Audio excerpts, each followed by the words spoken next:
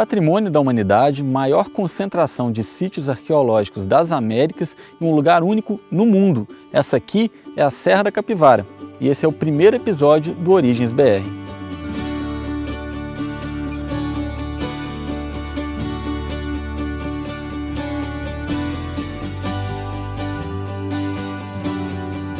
A primeira vez que eu vi as fotos das pinturas daqui foi em 1963.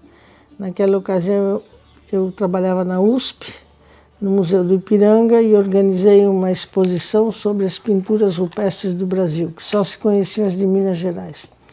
E uma pessoa que foi visitar pediu para falar com o responsável, me chamaram, e daí ele me mostrou umas fotos e disse: olha, lá perto da minha cidade, no sul do Piauí, também tem esses desenhos de índios. Eu também era maniçobeiro, furava borracha, né? Mas meu pai, aí nós tínhamos que correr para a toca a hora da chuva, né? Ou do solo muito quente. E aí lá tinha os desenhos na serra, na toca. Aí eu perguntava ao meu pai quem foi fazer aqueles desenhos lá num centro daquele, que era uma caatinga que nós íamos no facão para sair lá. Aí fazendo as trilhas. E aí ele disse que eram uns caboclos bravos, uns índios que tiveram aqui milhares de anos atrás.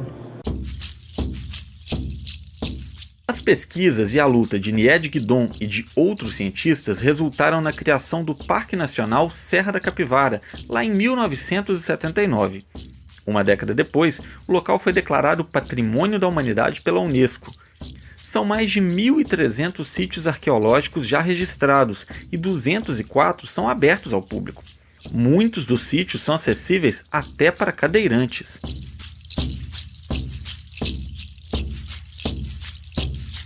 530 quilômetros separam a Serra da Capivara, que fica no sudeste do Piauí, de Teresina, a capital do estado. Já Petrolina, em Pernambuco, está só um pouquinho mais perto. São 5 horas de estrada. A gente chegou agora num dos sítios arqueológicos mais importantes do mundo. Esse aqui, gente, é o Boqueirão da Pedra Furada, que é o ponto alto de qualquer viagem aqui pela Serra da Capivara. Nesse paredão aqui, os pesquisadores que já escavam aqui há décadas, encontraram mais ou menos 1.100 pinturas de arte rupestre de vários períodos, com vários estilos aí. Então aqui vocês percebem, por exemplo, tem pinturas em branco, tem pinturas vermelhas, cada cor significa uma coisa, foi feito em uma época diferente, ou com uma ferramenta diferente. Tem vários animais representados aí, ó. Várias vezes a gente tem que usar um pouco a imaginação também, né, para entender o que seria que está representado, que tipo de animal que está sendo mostrado, né? Dá para ver às vezes tartarugas, veados, né, lagartos diversos. Então é uma coisa que também acaba virando um pouco um exercício de imaginação. A gente vê às vezes figuras de pessoas dançando, né, de cerimônias. A gente está aqui com a Eliette, que é a nossa guia, né, Eliette? E vai contar para a gente o que é essa figura que acabou sendo um símbolo da Serra da Capivara. Então, esse símbolo do parque, né, que acreditamos que possivelmente sejam 2 veados, ela é da tradição nordeste.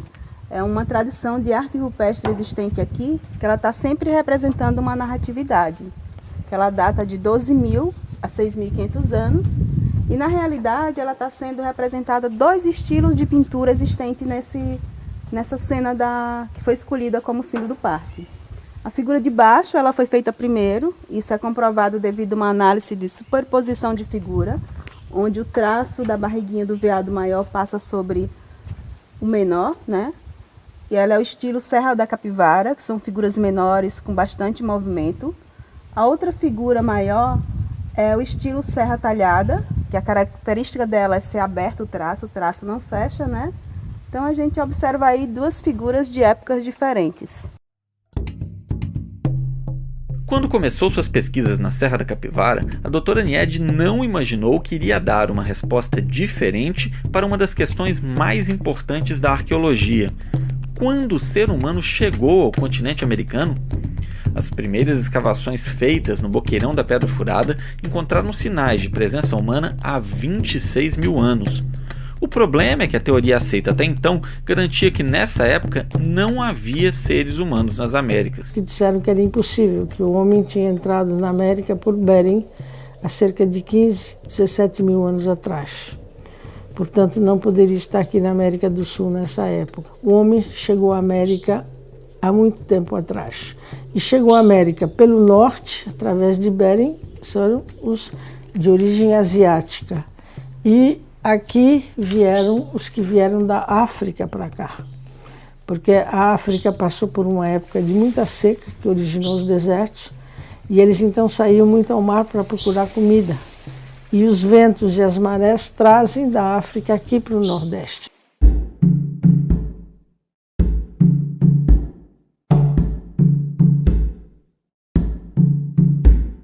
Esse aqui é o primeiro sítio que a doutora Niede visitou e ele impressiona já de cara pela beleza. Como que isso aqui se formou, Eliette? Então, a Toca do Paraguaio, ele é um sítio arqueológico que ele se divide em 2 setores.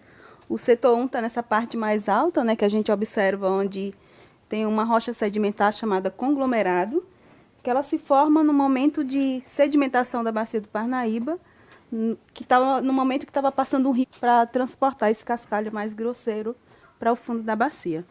E ela encontrou 2 sepultamentos, que um data de 7 mil anos e outro de 8.500 anos. Eram 2 sepultamentos primários em fossa, né? Que a gente tem os sepultamentos na região em fossa, que é no chão mesmo, e em urnas funerárias. E aqui também tem pintura rupestre, né? A gente está chegando ali agora.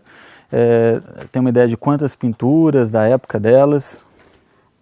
Essas pinturas que estão aqui, elas são da tradição nordeste, que data entre 12 mil a 6 mil anos, e são figuras que estão sempre representando o movimento. É como se fosse o cotidiano desse grupo. Então, aqui a gente tem o veado galheiro, que na realidade é um animal que não existe mais na região. É um animal de clima mais úmido. Pode ser que eles viveram aqui num período de clima mais úmido, porque a gente tinha um clima tropical úmido. Só a partir de 10, 8 mil anos atrás foi que se tornou semiárido na região.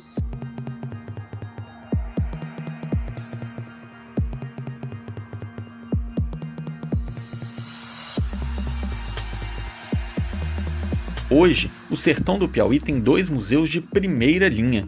Um deles é o Museu do Homem Americano, que fica no centro de São Raimundo Nonato, a maior cidade da Serra da Capivara. Ali estão crânios e esqueletos que foram encontrados na região.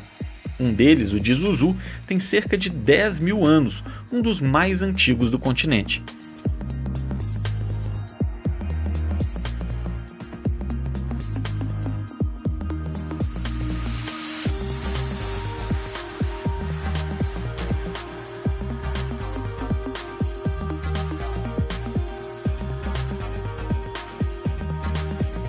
Em 2018 foi inaugurado o Museu da Natureza, que guarda fósseis de animais que viveram aqui, inclusive da megafauna, tipo preguiças gigantes do tamanho de carros.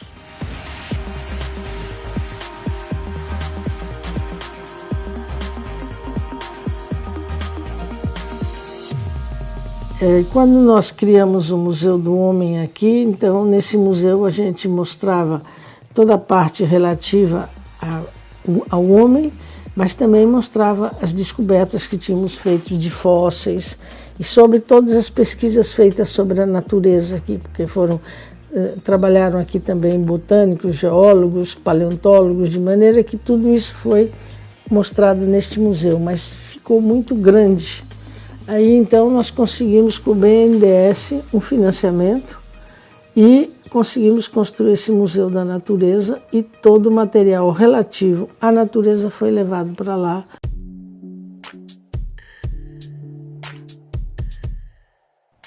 Apesar da gigantesca importância histórica, a Serra da Capivara ainda precisa de ajuda para ser preservada, e apenas 25 mil visitantes passam por aqui a cada ano.